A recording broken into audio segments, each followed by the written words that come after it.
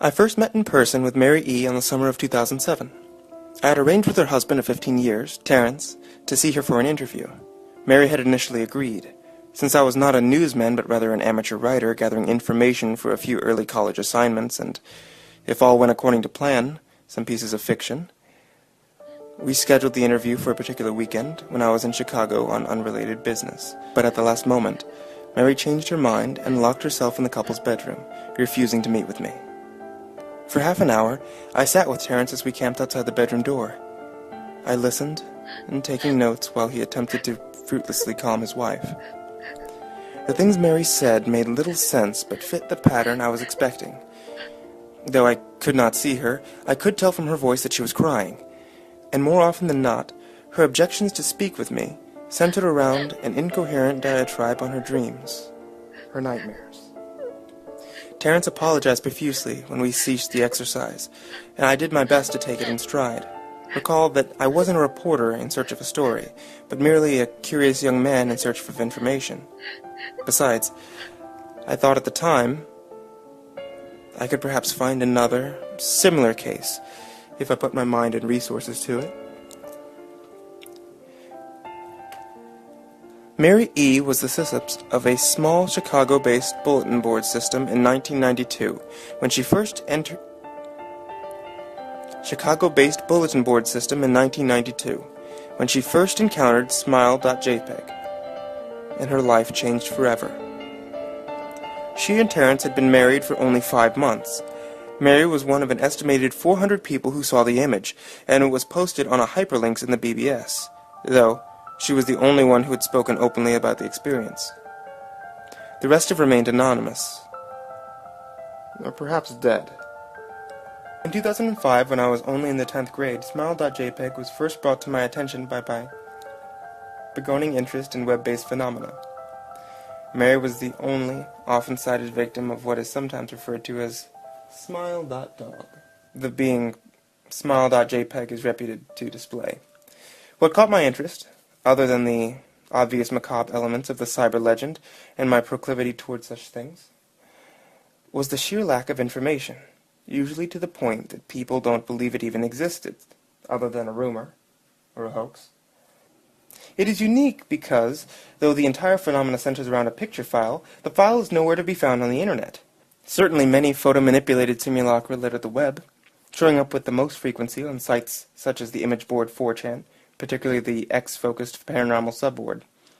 It is suspected that these are fakes because they do not have the effect the true smile.jpg is believed to have, namely sudden onset temporal lobe epilepsy and acute anxiety. This purported reaction in the viewer is one of the reasons the phantom-like smile.jpg is referred with such disdain. Since it is patently absurd, though, depending on whom you ask, the reluctance to acknowledge smile.jpg's existence might be just as much out of fear as it is out of disbelief. Neither smile.jpg nor smile.dog is mentioned anywhere on Wikipedia, though the website features articles on such other, perhaps more scandalous shock sites as hello.jpg or Two Girls, One Cup.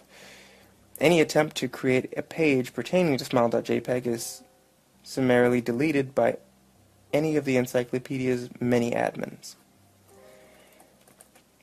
Encounters with smile.jpg are stuff of internet legends. Mary E.'s story is not unique. There are unverified rumors of smile.jpg showing up on the early days of Usenet, and even one precedent tale that is in 2002, a hacker flooded the forums of a humor and satire website, Something Awful, with a deluge of smile.dog pictures, rendering almost half the forum's users at the time epileptic. It's also said that the mid-late 90s, the smile.jpg circulated on the Usenet as an attach of a chain email with the subject line, "Smile, God loves you." Yet despite the huge exposure these stunts would generate, there are very few people who admit to having experienced any of them, and no trace of the file or any link that's ever been discovered. Those who claim to have seen smile.jpg often weakly joke that they were far too busy to save a copy of the picture to their hard drives. However, all alleged victims offer the same description of a photo. A dog-like creature, usually described as appearing similar to a Siberian husky, illuminated by the flash of a camera, sits in a dimly lit room. The only background detail is a visible human hand extending from the darkest corner of the left side of the frame. The hand is empty, but usually described as beckoning. Of course, most attention is given to the dog, or dog creature, as some victims are more certain than others about what they are claiming to see. The muzzle of the beast is reputedly split in a wide grin, revealing 2 rows of very white teeth, very white, very straight, very sharp, very human-looking teeth. This is, of course, not a description given immediately after viewing the picture, but rather a recollection of the victims, who claim to have seen the picture endlessly repeated in their mind's eye during the time that they are, in reality, having epileptic fits. These fits are reported to continue indeterminably, often while the victim sleeps, resulting in very vivid and very disturbing nightmares. These may be treated with medication, though in some instances it is more effective than others. Mary E., I assume, was not on effective medication. That is why, after my visit to her apartment in 2007, I sent out feelers to several folklore and urban legend-oriented news groups, websites, and mailing lists, hoping to find the name of a supposed victim of Smile.jpg who felt more interested in talking about his experiences. For a time, nothing happened, and at length I forgot completely about my pursuit, since I had begun my freshman year of college and was quite busy. Mary contacted me via email, however, near the beginning of March 2008. Dear Mr. L., I'm incredibly sorry about my behavior last summer when you came to interview me. I hope you understand that it was no fault of yours, but rather my own problems that led me to act out as I did. I realized I could have handled the situation more decorously. However, I hope you will forgive me. At the time, I was afraid. You see, for 15 years I've been haunted by Smile.jpg. Smile.dog comes to me in my sleep every night. I know that sounds silly, but it's true. There is an ineffable quality about my dreams, my nightmares, that makes it completely unlike any real dreams I have ever had. I do not move and do not speak. I simply look ahead, and the only thing that's ahead of me is the scene from that horrible picture. I see the beckoning hand, and I see the Smile.dog. It talks to me. It's not a dog, of course. I'm not quite sure really what it is. It tells me that it'll leave me alone, if only if I do what it asks.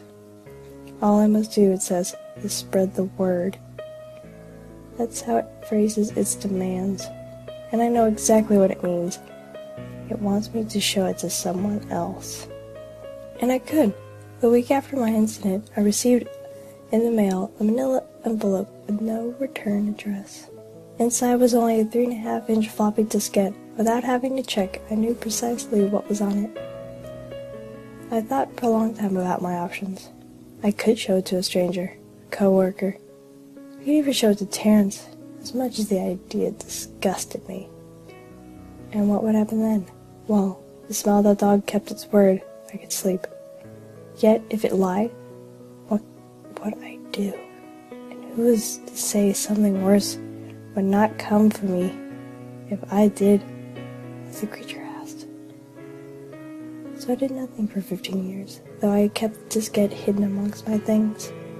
Every night for 15 years, Smile.dog has come to me in my sleep and demanded that I spread the word. For 15 years I've stood strong, though there have been hard times. Many of my fellow victims on the BBS board, when I first encountered Smile.jpg, stopped posting. I heard some of them committed suicide. Others remained completely silent, simply disappearing off the face of the web. They're the ones I worry about the most. I sincerely hope you forgive me, Mr. L. The last summer when you contacted me and my husband about an interview, I was near the breaking point. I decided I was going to give you the floppy diskette. I did not care if Smile.dog was lying or not. I wanted it to end.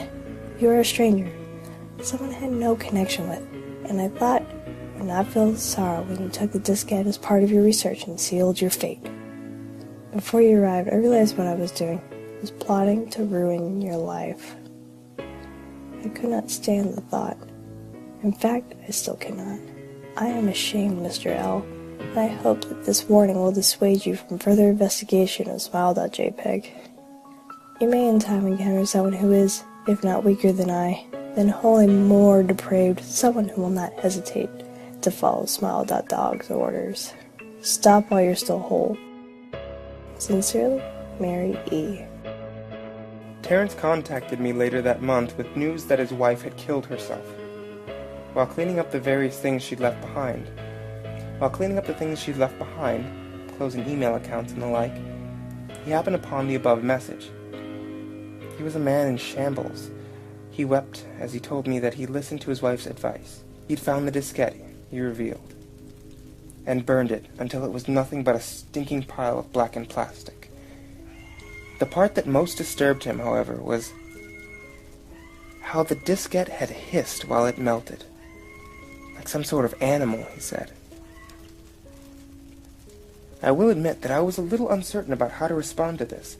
At first I thought it was a joke, with the couple belatedly playing with the situation in order to get a rise out of me. A quick check of several Chicago newspapers' online obituaries, however, proved that Mary E. was indeed dead.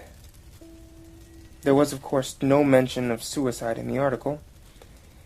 I decided that, for a time at least, I would no longer pursue the subject of Smile.jpg, especially since I had finals coming up at the end of May. But the world has odd ways of testing us. Almost a full year after I had returned from my disastrous interview with Mary E., I received another email. Hello, I found your email through a mailing list. Your profile said you were interested in Smile.dog. I have saw it, and it is not as bad as everyone says. I have sent it to you, just spreading the word. Smiley face. The final line chilled me to the bone. According to my email client, there was one file attached, called naturally Smile.jpg. I considered downloading it for some time. It was most likely a fake, I imagined, and even if it wasn't, I was never wholly convinced of Smile.jpg's particular powers. Mary E.'s account had shaken me, yes, but she was probably mentally unbalanced anyway. After all, how could a simple image do what Smile.jpg was said to accomplish? What sort of creature was it that could break one's mind with only the power of the eye? And even if such things were patently absurd, then why did legends even exist at all? If I downloaded the image, if I looked at it, and if Mary E. turned out to be correct, if Smile.dog came to me in my dreams demanding I spread the word, what would I do? Would I live my life as Mary had, fighting against the urge to give in until I died, or would I simply spread the word, eager to be put to rest? If I chose the latter route, how could I do it? Whom would I burden in? If I went through with my earlier intention to write a short article about Smile.jpg, I decided I could attach it as evidence. And anyone who read the article, anyone who took interest, would be affected. And even assuming the Smile.jpg attached to the email was genuine, would I be capricious enough to save myself in that manner? Could I spread the word? Yes. Yes, I could.